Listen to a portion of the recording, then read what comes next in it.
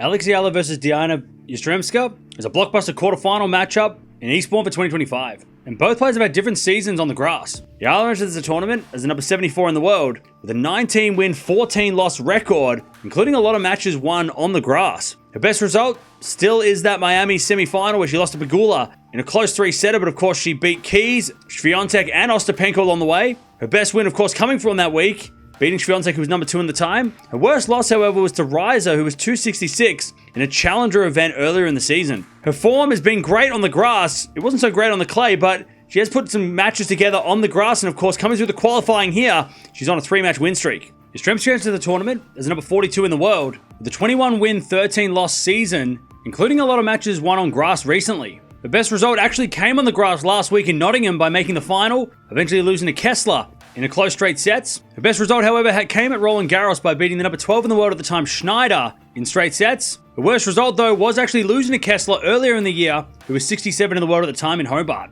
Her form has actually been great after making the third round of Roland Garros. In the final in Nottingham, she's got really good confidence, especially on the faster grass surface. These two have never played before, which is no surprise because Eala is sort of new to playing against top 100 players consistently, so it's going to be really interesting to see how, after the win against Penko, Eala can deal with the power of Yastremska. If Eala's going to win this one, she needs to be at her defensive best. We did see in the second set, especially against Ostapenko, how good defensively she could be. Of course, Ostapenko had to retire in the end, but that second set, she was able to get the ball back a lot and really force errors out of Ostapenko, so she's going to have to do the same style and play that same game if she's going to beat Yastremska. If Yastremska's going to win this one, she's to keep her cool and try and hit very, very clean. She's got to try and limit those errors. Now, she played really well in the last match, and she obviously is playing really well on the grass, so she's going to use that confidence as well if she's going to make the semifinals. Really fun matchup here. Two young players, and of course, Yastremska in some form. Eala's starting to get in some form on the grass as well. I'm going to go with Eala to keep this going in another 3-setter. I reckon the second set, after she